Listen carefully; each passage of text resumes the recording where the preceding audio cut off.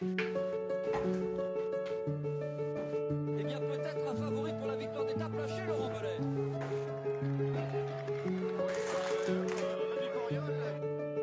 C'est gentil Thierry, pardon. Il fait pas de vélo le Thierry, hein, on voit bien. Il vient du foot le Thierry, on le voit bien, on le voit bien. Chute, un coureur, Patrick. Un coureur est tombé dans le ravin, Patrick. Sur notre gauche. Un coureur est tombé. Il s'agit d'un coureur. Attendez, je vais regarder descendre de ma moto. Oui, je vais attendre. Je regarde bien Alex Zoule. Avec l'attaque d'Anti-Schleck, là, c'est Nibali, le premier à sauter dans sa roue. Franck Schleck est juste derrière. Et Alberto Contador qui vient de partir. Lance Armstrong est lâché.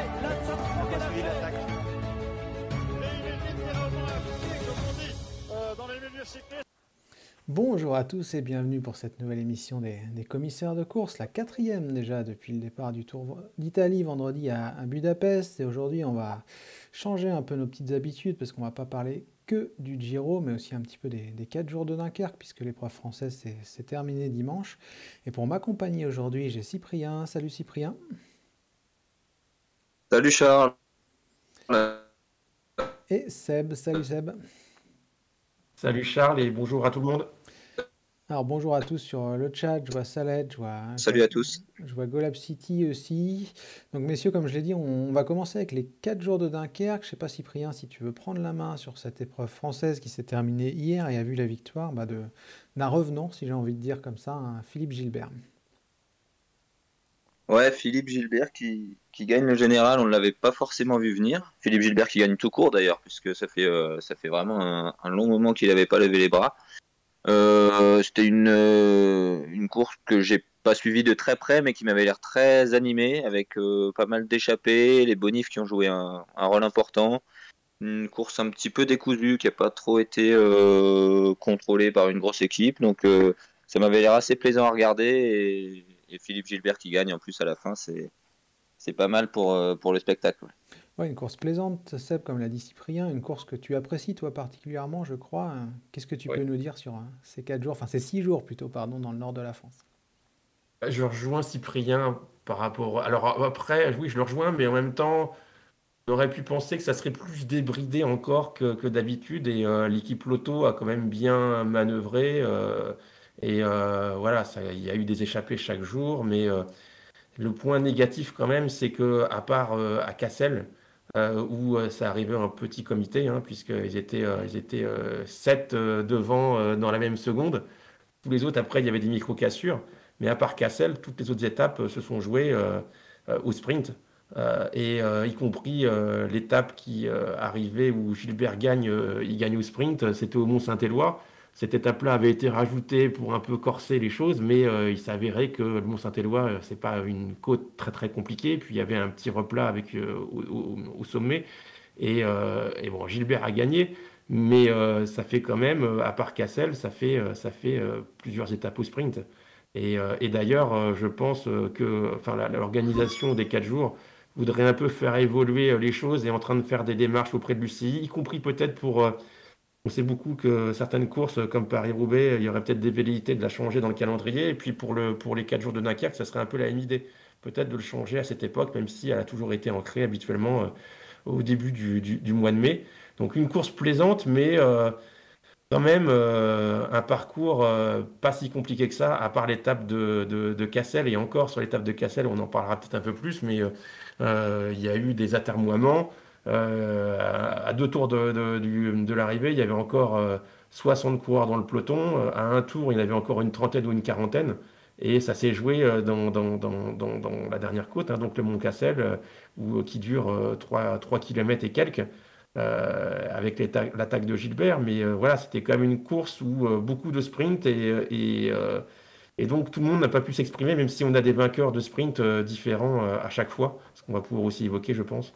Ouais, c'est vrai qu'il y a eu des vainqueurs de sprint assez différents et le grand favori qui a quitté la course lors de la première étape sur chute, on en a déjà parlé avec les gars, je crois, quand on a fait l'émission mercredi ou jeudi, je sais plus. J'en profite aussi, d'ailleurs, je salue Jedi et Padawan qui nous rejoint sur le chat et je remercie Randichet qui vient de s'abonner avec Prime. Merci à toi pour le sub. Cyprien, il y a un élément qui est assez intéressant, je trouve, encore une fois, c'est la nouvelle victoire de Jason Tesson. Il avait gagné sur le Tour Poitou-Charentes une épreuve de classe 1 l'an passé. Et là, il récidive lors des 4 jours de Dunkerque en Pro Series. Et je l'ai trouvé très costaud malgré la pénalité, moi, sur ces 6 jours de course. Ouais, Jason Tesson, cette saison, il court pas mal en amateur, notamment au niveau élite nationale, où il est souvent tout seul, donc il fait des gros efforts. Et chez les pros, j'avais l'impression qu'il n'arrivait pas à revenir à ce niveau qu'on l'avait vu avoir lors du Tour du Poitou-Charentes.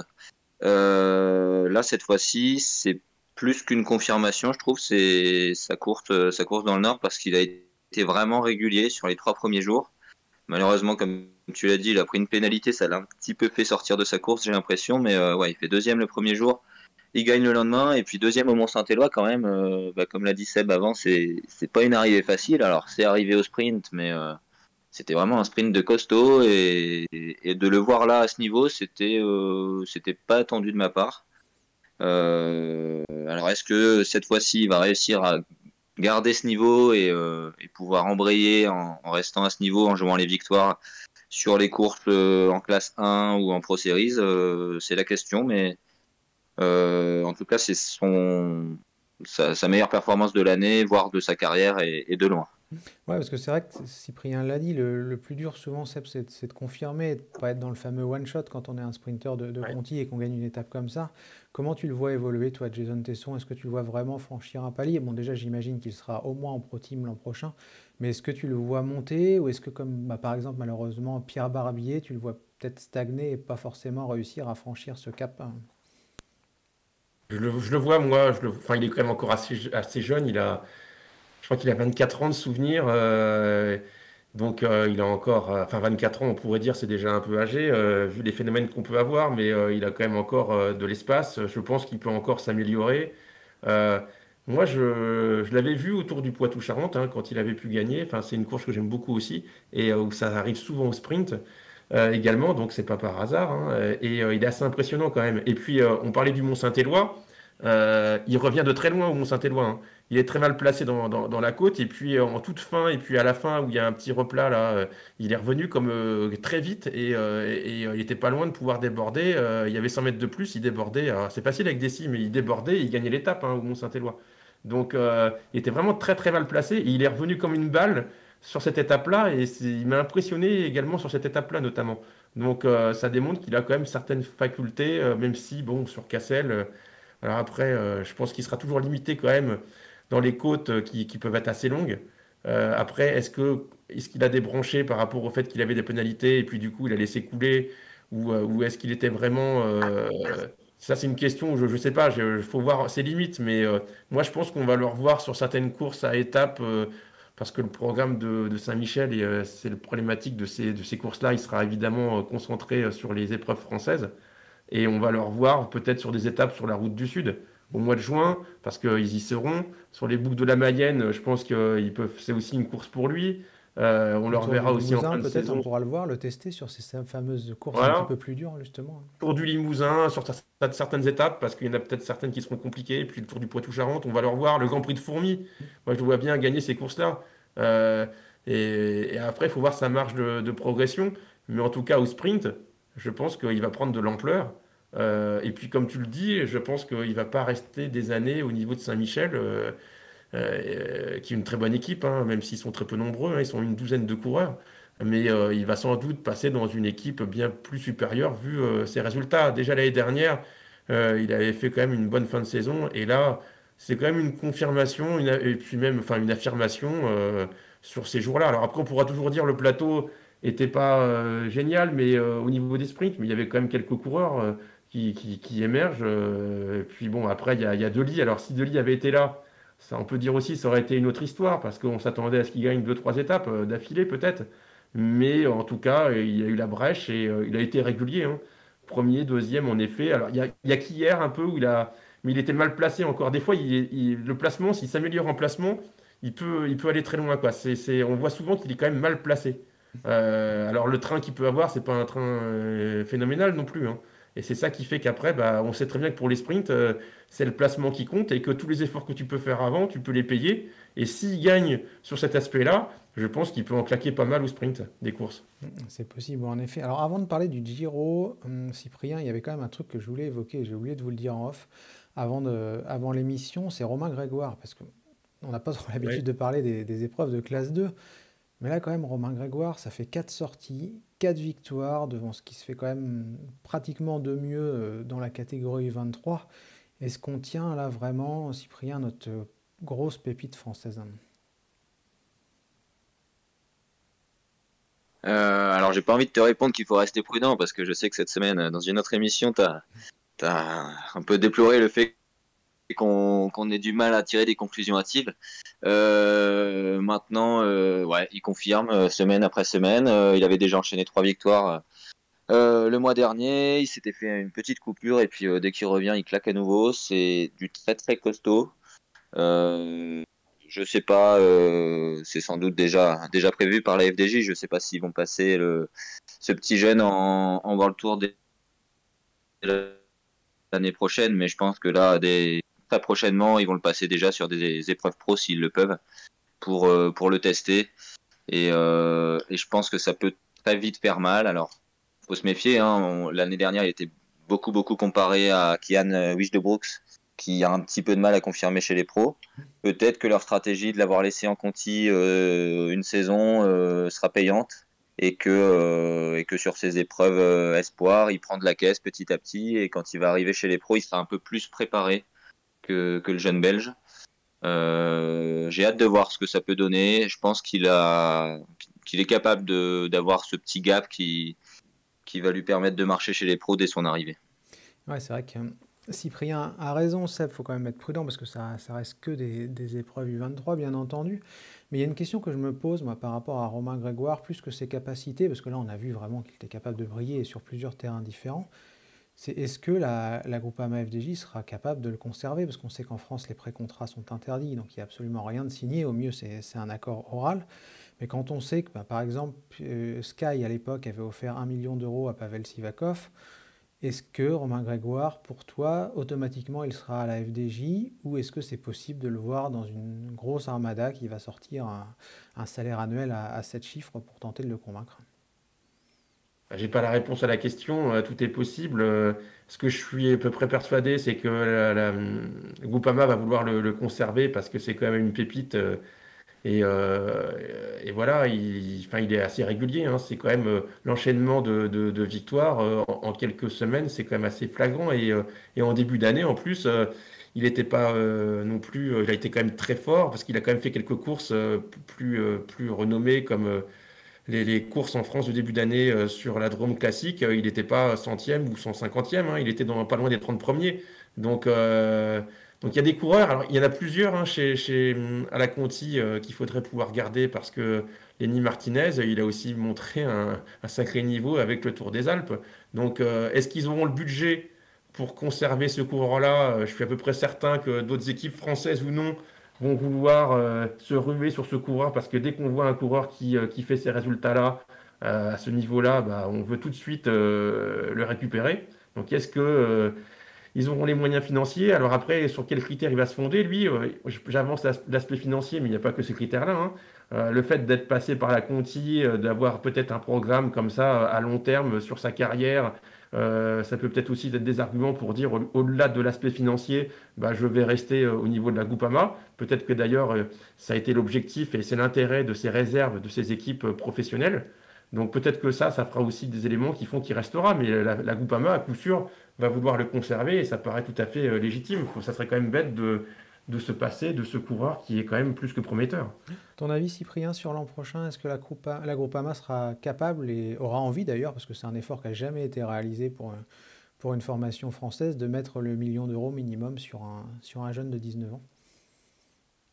La carte que peut jouer FDJ et celle-là, c'est la seule équipe qui peut jouer cette carte, c'est que Romain Grégoire, il habite à côté de Besançon, à côté du service course FDJ. Il a ses entraîneurs sans doute à proximité. Je pense que ça peut jouer. c'est un jeune qui a quand même l'air d'avoir la tête sur les épaules.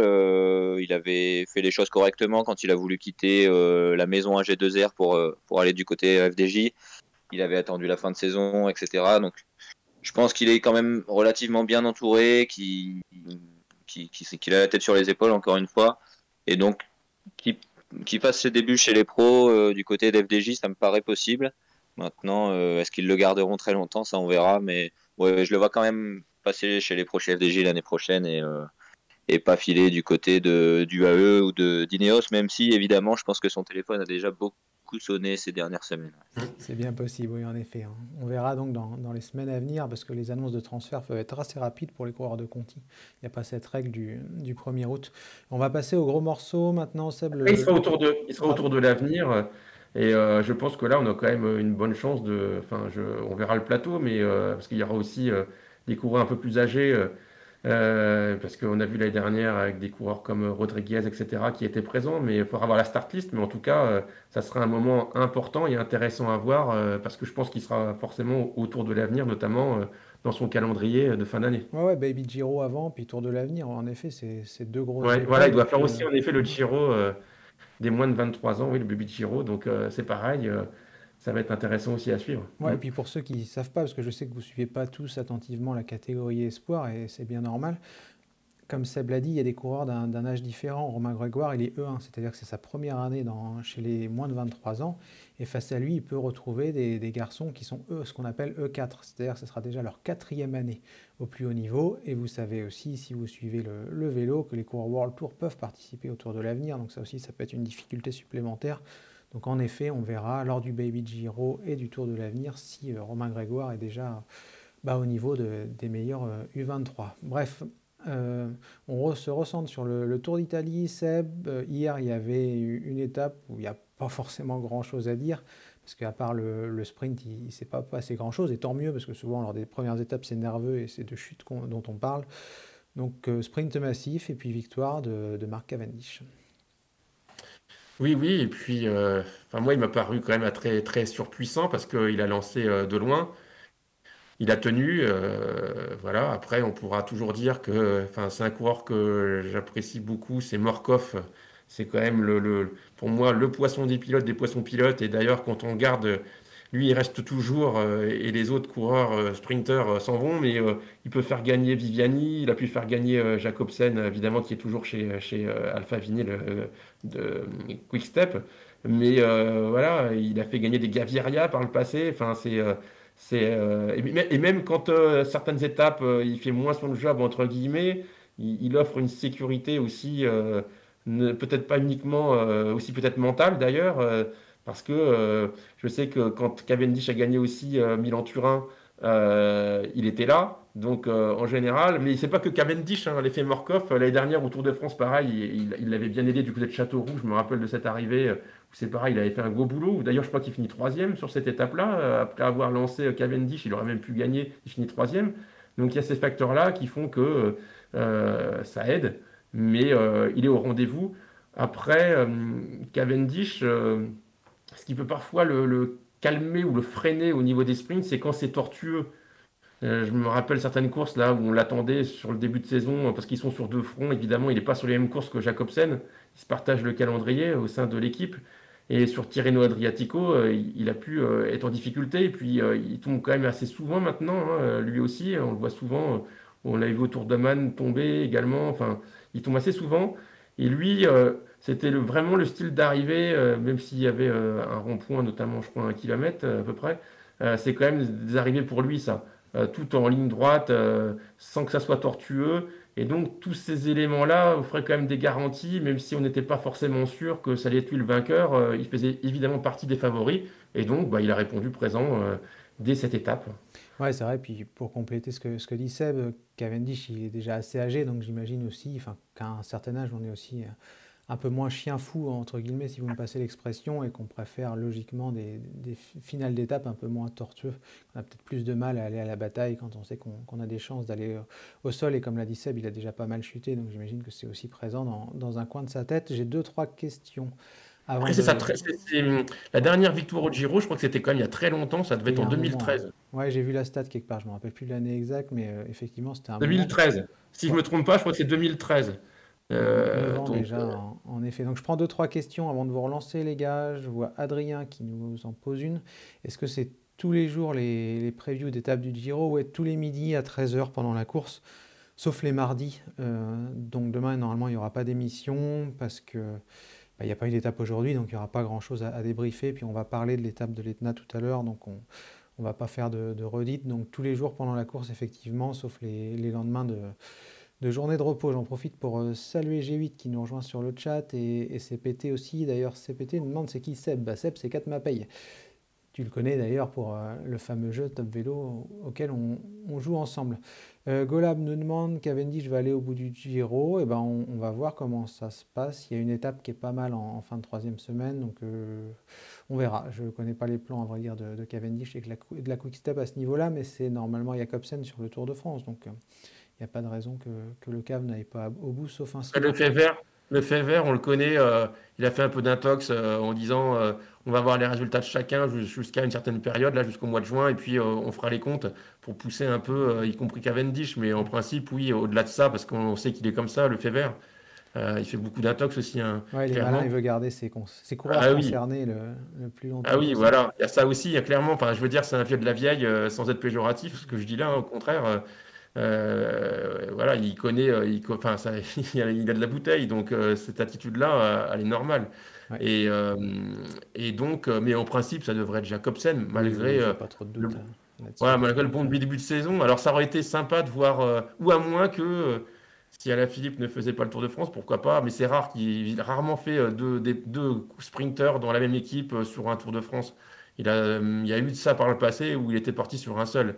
Si ce n'est une année où je me rappelle, c'était la Mapei avec Stills et Svorada, mais ça remonte, et où les deux, c'est en 98, mais où il y avait un besoin de de gagner des étapes parce que la Mapei n'avait jamais gagné la moindre étape jusqu'en 98 au Tour de France. Mais il y a cette exception-là, mais sinon, en général, ils viennent avec un seul sprinter, même quand ils ont plusieurs sprinters, ce qui est pratiquement tous les ans dans leur équipe, capable d'être présent. Ouais, alors pour enchaîner Cyprien, du coup, il y a un coureur qui m'a rassuré hier parce qu'il avait toujours pas gagné depuis le début de la saison, puis je l'ai trouvé bien placé et assez costaud, c'est Arnaud Démare qui, à mon avis, devrait réussir à trouver l'ouverture d'ici la fin. Enfin, j'espère en tout cas pour lui qu'il trouvera l'ouverture d'ici la fin.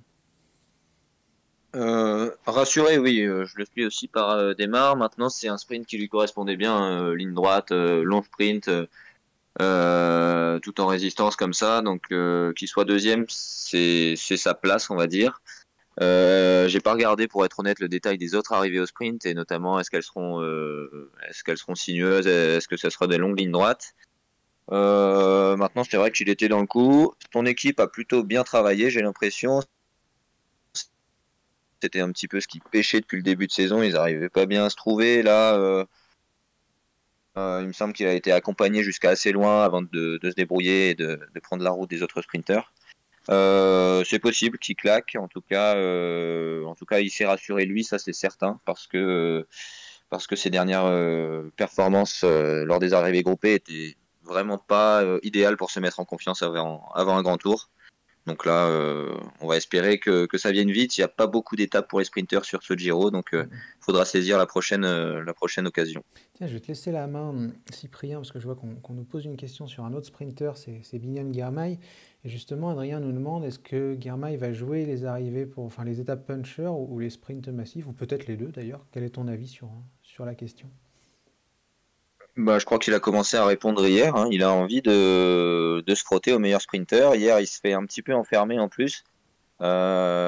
Si Démare reste pas sur sa droite, je suis pas certain qu'il fasse quatrième. Girmay, il avait pas l'air à fond.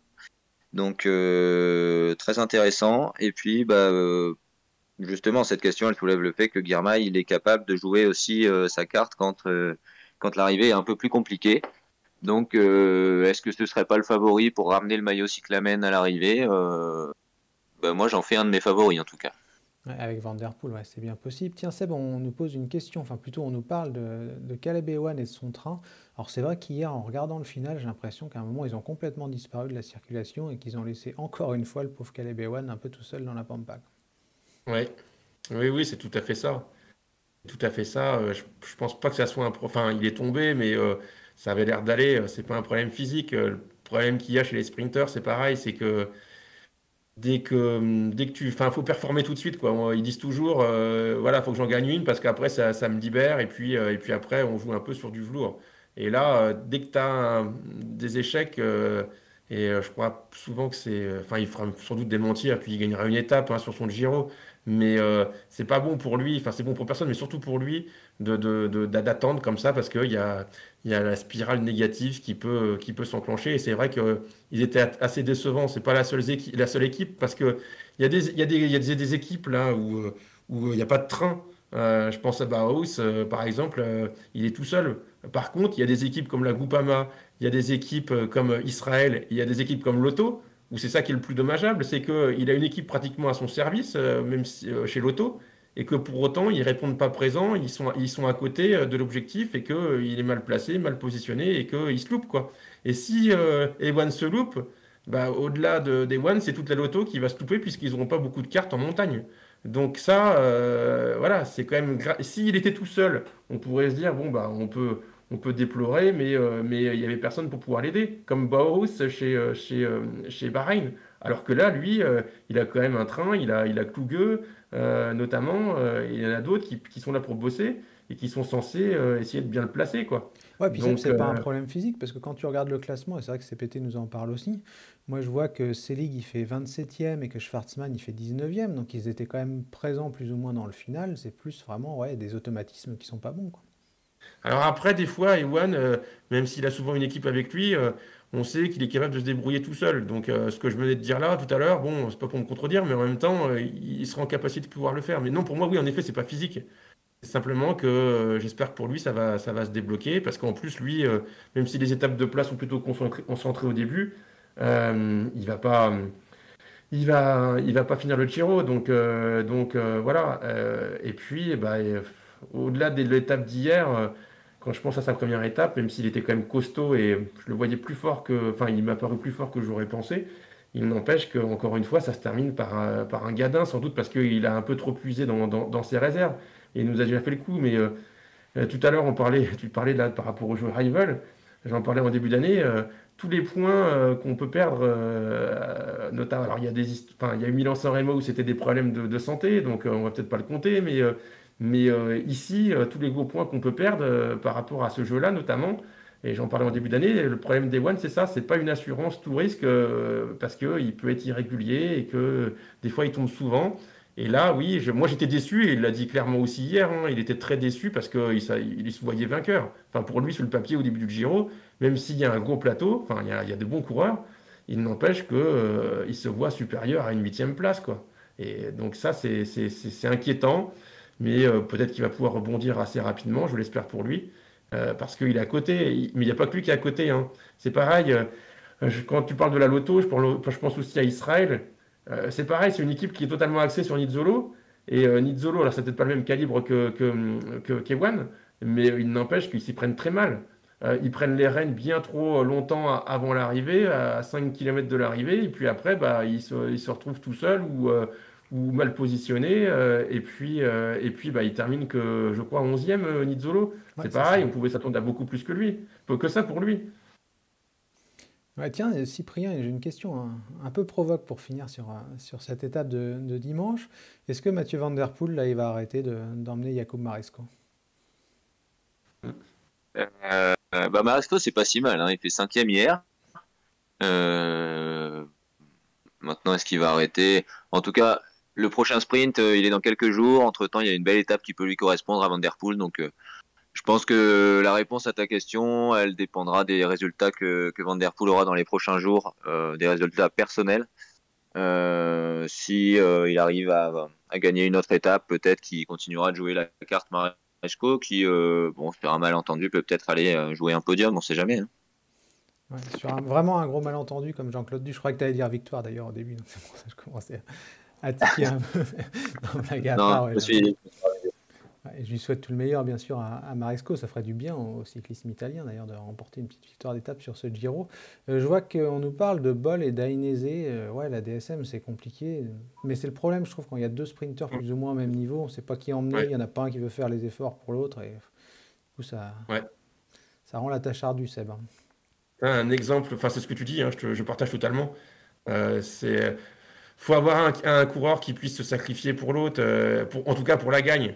Sinon, après, ça va ne rester que des places d'honneur ou peut-être dans le top 10, comme là, avec 4-5 places d'écart entre les deux. C'est quand même pas l'objectif. Si tu veux faire la gagne au sprint, il faut qu'il y en ait un qui se sacrifie pour l'autre.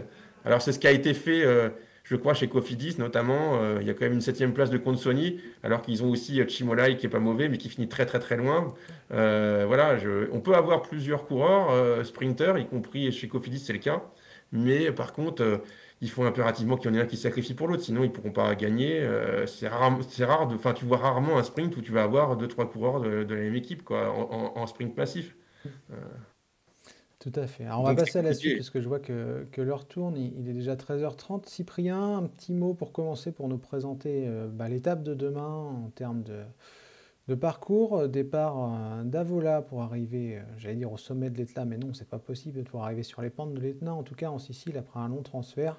Qu'est-ce qu'on peut attendre de cette quatrième étape?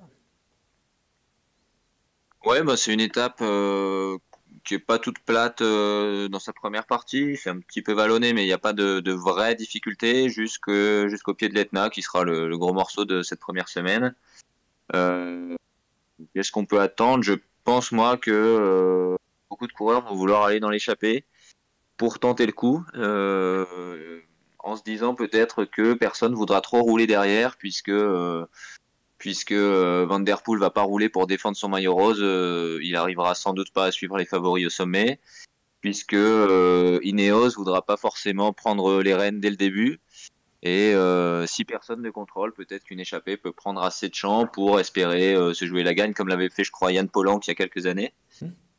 Euh, Ineos aurait d'ailleurs tout intérêt à laisser filer parce que je pense qu'ils savent que Carapace est très fort, qu'ils veulent assurer un gros train dans l'Etna, mais pas pour aller chercher la gagne, simplement pour pouvoir éliminer un ou deux concurrents peut-être et faire les premiers écarts. Donc je les vois bien laisser 7-8 minutes à un groupe et puis mettre en route au pied de l'Etna pour éliminer des concurrents, mais sans aller chercher le maillot rose, qui serait trop compliqué à défendre et qui demanderait trop d'énergie à défendre dans ces premiers jours de course. Ouais, justement, on nous pose pas mal de questions, Seb, sur l'échappée à l'Etna. C'est une possibilité. C'est ton avis aussi qu'on a de fortes chances de voir quelques coureurs un petit peu loin ou pas forcément loin parce qu'il n'y a pas beaucoup d'écart au classement général. Mais en tout cas, des mecs assez costauds quand même en montagne se jouer la gagne. Demain, on nous parle de Kamna. On en parlait entre nous justement aussi avant l'émission. Est-ce que tu vois aussi des gars comme ça, toi, jouer la victoire Ouais, demain? oui, on en parlait. Après, bon, enfin, je vais préciser, mais tout va dépendre de la composition du groupe, quoi. Faut pas qu'il y ait trop de monde, mais il faut pas non plus que ça soit simplement quatre cinq coureurs qui partent. Après, comme le disait Cyprien, oui, c'est vrai que l'étape de l'Etna, en général, ça arrive assez vite au Tour d'Italie. On le voit souvent parce que Polanc en 2017, Caicedo en 2020, puis il y a aussi Chavez, mais en 2018, mais c'était un peu différent parce qu'il était arrivé avec, enfin, il était devant et Yates l'avait rattrapé, il l'avait laissé gagner. Mais surtout 2017 et 2020, c'était une échappée. Donc peut-être qu'en effet, et en début de Giro, pareil. Donc même si les écarts sont réduits, on peut peut-être s'attendre. Voilà. Après, est-ce qu'il y a des équipes? C'est la question. Est-ce qu'il y aura une échappée? Après, la question, c'est qui va vouloir rouler derrière? Euh, Alpecin, je pense pas. Euh, Comme le disait Cyprien, Ineos, et vont peut-être vouloir garder de l'énergie. Bike Exchange, c'est une équipe qui est faible. Et puis, je vois pas l'intérêt pour le Yates de pouvoir mener tambour battant. Donc, voilà, faut voir comment est composé l'échappée. Mais je pensais à Kamna, en effet, parce que il a montré, il est déjà un peu loin, mais et pourtant, première étape, c'est lui qui attaque, même s'il se fait rattraper. Au contre-la-montre, il finit dans les 10 premiers. Donc ça veut dire quand même qu'au-delà de sa position actuelle, il a déjà un bon niveau, une bonne forme. Et lui, on sait très bien que les échappées, il connaît bien. Donc ça pourrait être un prétendant. Je pense à certains coureurs comme Taramae qui sont habitués aussi à aller devant. Alors peut-être que c'est un peu tôt pour Fortunato aussi, mais il y a quand même matière à avoir des bons baroudeurs, enfin, et au-delà des baroudeurs, de bons coureurs qui peuvent aller loin. Mais il faut voir comment sera composé l'échappée en cause, et puis surtout les équipes représentées, et savoir derrière qui osera, entre guillemets, mener. Alors ça peut être une échappée qui va au bout, mais avec très peu d'avance, comme ça s'était fait notamment en 2017, quand Polang gagne, il était sur le point de se faire rattraper. Alors, je vois, Cyprien, que Jean nous parle de Fortunato, on nous parle aussi de Jan Hirt. Quels sont les mecs que tu vois un peu, toi, dans l'échappée? Et si jamais c'en est pas une, on nous parle beaucoup de Bilbao. Est-ce que tu penses que si jamais ça se joue entre favoris, c'est un peu le candidat numéro 1 à la victoire en cas d'arrivée un peu groupé, quoi? Alors, sur Fortunato, je rejoins complètement Seb. Pour moi, c'est un peu trop tôt. L'année dernière, l'étape qui gagne, il me semble que c'est en fin de deuxième semaine ou troisième semaine. Donc, il a des capacités de récupération. Pour moi, ce serait une erreur pour lui Quand c'est plus pentu d'aller aussi, peut-être, hein. Ouais, ouais, aussi, ouais. Là, c'est juste une montée sèche. Peut-être qu'il sera plus à l'aise sur une étape où il y aura plusieurs cols aussi. Effectivement, donc il y a Kamna qui se dégage. Du côté d'Intermarché, Jan Hirt et Taramae. Je l'avais noté aussi Taramae dans mes petits papiers parce que je pense que c'est typiquement le genre d'étape qui peuvent lui convenir. C'est sûr qu'il y aura beaucoup de monde qui voudra y aller. Je pense à des Mauri Van Sevenhorn, des Harm Van Hoek, Attila Valter. Dombrowski aussi, des coureurs Ouais. ouais, de ce genre de coureurs-là. Simon Carr, par exemple, aussi, peut-être. On nous parle de Buitrago, Alessandro Omen et Marchi. Carty aussi, hein. Alessandro De Marchi a perdu un peu de temps hier. C'est peut-être aussi le genre d'étape en début de Giro pour aller chercher le maillot rose, comme je crois il l'avait fait l'année dernière. Formolo. Ça peut lui plaire. Maintenant, si ça arrive pas, si c'est les favoris qui arrivent pour la gagne, Bilbao a peut-être sa chance. Simon Yates, on sait que c'est une étape qui lui plaît, hein. Il l'avait remporté il y a quelques années. Dans la forme dans laquelle il est, peut-être qu'il attaquera. Maintenant, il sait que s'il arrive avec les favoris, qu'il les batte ou pas, à moins que les bonifications entrent en jeu, il aura le maillot rose. Et la question, c'est de savoir s'il a vraiment envie de l'avoir. Alors Golab nous dit j'espère qu'Inlay va aller dans l'échappée. Et je dis pas ça parce que je l'ai mis sur le Giro par élimination. C'est vrai que vous êtes nombreux à jouer aussi au Giro par élimination, mais Inlay, Ça serait une surprise, hein. Ouais, il va rester Pour moi, dans ça le serait une peloton bien au choix.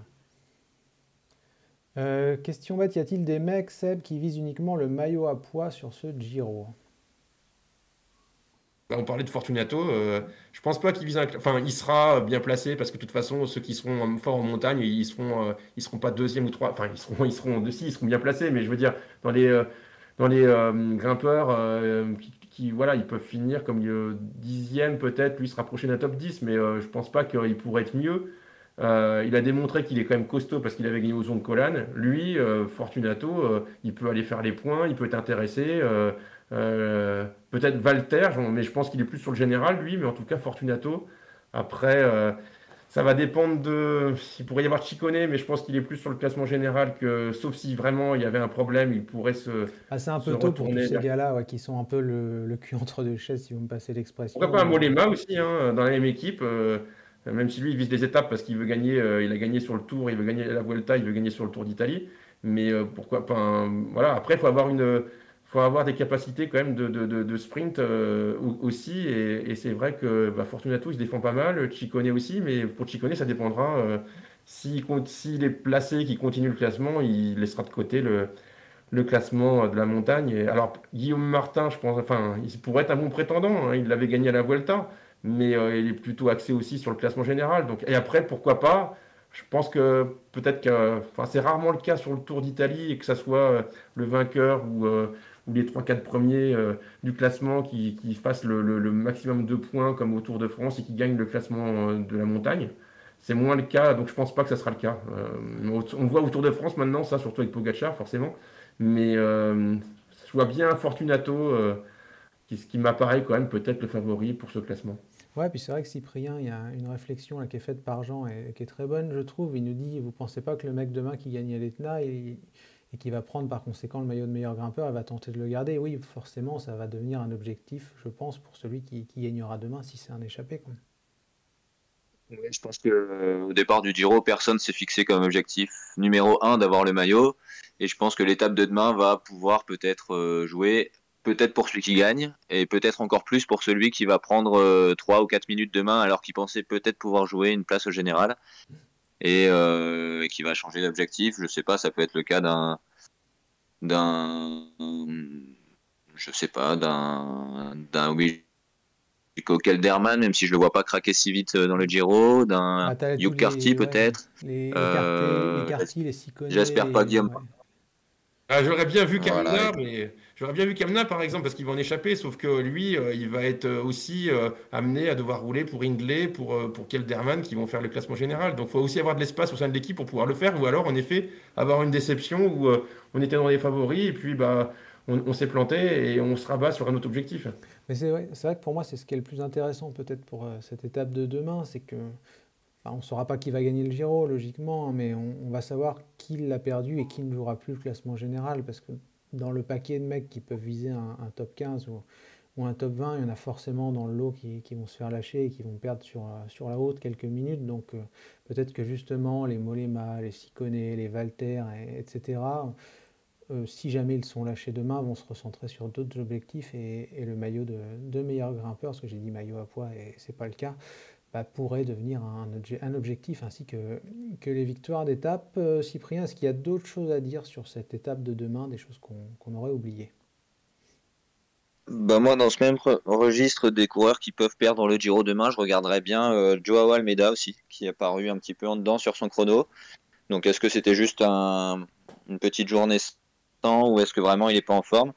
C'est pas le tout meilleur grimpeur. Même s'il sait doser son effort et limiter la casse quand il n'est pas bien, demain il se pourrait bien, si la forme n'est pas là, qu'il se prenne un petit écart. Donc je pense que c'est de son côté que je regarderais, du côté de Valverde aussi, pour voir qu'est-ce qui jouera sur le Giro. Je n'ai pas la réponse aujourd'hui. Ouais, mais c'est vrai que ça, il y a un élément important aussi demain, si jamais on est lâché, c'est que comme c'est un col assez roulant, si vous vous retrouvez tout seul avec des mecs qui roulent devant, l'addition, elle peut être très très salée à l'arrivée. Et on nous parle de Dumoulin, c'est vrai que Dumoulin, il y a une curiosité, il avait été pas mal sur le chrono de l'UAE, mais finalement, quand ça a commencé à grimper, c'était Rabel Haïs ou Rabel Rafet, je ne me rappelle jamais laquelle est laquelle, mais ça avait été très très vite compliqué. C'était la fête, mais à chaque fois on mélange les deux. Mais oui, et encore c'était assez roulant hein, autour de l'UAE, et il avait vite lâché. Et on aura on aura des indicateurs, comme je disais l'autre fois, notamment sur Dumoulin. Il a fait un bon contre-la-montre, mais on pouvait s'attendre peut-être même à son apogée. Il gagnait ce genre de contre-la-montre-là. Donc est-ce que il est bien? Est-ce que c'est signe qu'il sera pas bon? On n'a pas la réponse là et on l'aura sans doute demain.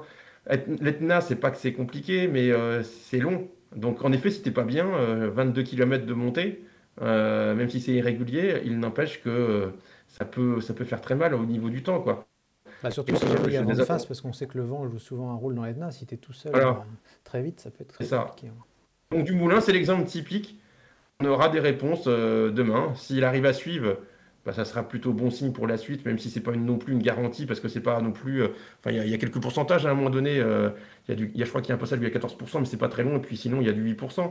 Mais s'il arrive à suivre, voilà. Si par contre, on le voit déjà galérer, ça sera fini évidemment, et lui devra se recentrer sur d'autres choses. Mais lui, ça fait partie des interrogations où on aura une réponse demain.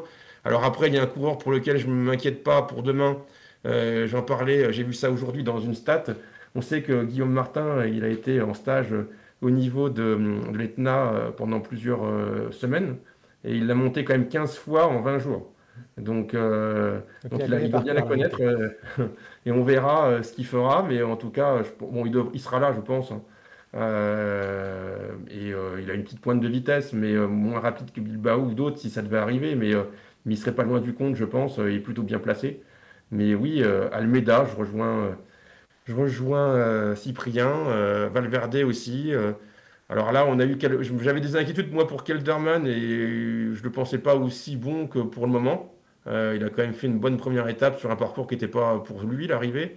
Donc voilà, il y a quelques petites surprises quand même. De toute façon, un grand tour, c'est une course à élimination. Donc chaque jour, même si après ça va revenir un peu sur du plat, on va avoir des premiers indicateurs, et ça va, voilà, ça va être ça va être comme ça une course à élimination où chaque jour on va en perdre et il se peut qu'on en perde dès demain certains coureurs qui pourtant faisaient du classement général une priorité. Tiens, Cyprien, une dernière question, parce que je vois son nom qui a circulé sur le live. Vincenzo Nibali, est-ce que c'est pas un des gros candidats, même s'il sera à la maison, à une craquante demain? Si. Je suis complètement d'accord avec ça. Alors, est-ce qu'il voudrait pas tenter l'échappée pour se dire que, allez, il fait un one shot, il va chercher l'étape, le maillot rose, et puis tout en sachant qu'il fera pas grand-chose au général. J'y crois pas trop, mais c'est peut-être ce qu'il a de mieux à faire demain. Ouais, c'est possible, parce qu'on a vu lors du Tour de Sicile, Cyprien, que finalement, il a tenu un moment, puis après il finit derrière Mendies, derrière Cepeda, c'était pas non plus sans sas, quoi. Oui, bon, on a l'habitude de le voir arriver au Giro en n'étant pas dans une forme incroyable, et il est toujours fort au Giro, il arrive toujours à limiter la casse, il fait toujours une troisième semaine qui est assez folle. Mais bon, après, il fait ça tous les ans, ça fait déjà quelques années qu'on considère qu'il est sur le déclin, sans vouloir être méchant. Chaque année, ça devient un peu plus compliqué, donc est-ce que cette année, il arrivera encore à se battre avec les meilleurs en troisième semaine et sans avoir perdu trop de temps avant, je sais pas, mais ouais, demain, faut plus s'attendre à le voir perdre du temps qu'à jouer la victoire, je pense. Puis à la limite, tant mieux pour lui, parce que ça permet de jouer des étapes après, plus tard dans la course. On a Surtout, parlé de Gilbert, c'est surtout qu'il aura ce prétexte-là, enfin, il aura une réponse. Si il aura une justification, si il se loupe demain, il pourra dire bah écoutez, et en plus il l'avait annoncé, j'ai toujours dit que je ferais pas le classement général et que je ferais les étapes et que je serais en appui de Lopez. Donc est-ce que ça sera le cas? On verra demain, mais en tout cas il aura une justification s'il était pas bien. Ouais, puis c'est vrai qu'il termine sa carrière là cette année, Nibali, je crois, comme Gilbert, comme Valverde. Donc si à l'image du Belge, il pouvait finir avec une victoire cette année, ça serait pas trop mal. On verra bien. Je pense qu'on a plus ou moins fait le tour. Donc je l'ai dit, demain, normalement, il n'y a pas d'émission de Giro, mais on va voir avec Grégory si dans la matinée, on ne fait pas un petit point sur la course au World Tour, parce que ça bouge encore. Je crois que c'est Bike Exchange qui est passé 18e, donc derrière Cofidis. Donc on va voir si on fait ça demain matin. Si on le fait, c'est en général entre 10h et 11h, donc on vous retiendra au courant. Pour le reste, on se donne rendez-vous mercredi donc pour une nouvelle émission dédiée au Giro. Pensez à suivre la chaîne, c'est le meilleur moyen d'être au courant de nos émissions. Je vous souhaite à tous un bon lundi. Je vous remercie les gars d'avoir participé, c'était vraiment très très sympa. Et on se donne rendez-vous très vite. Merci, bonne journée, à bientôt. Au revoir. Salut.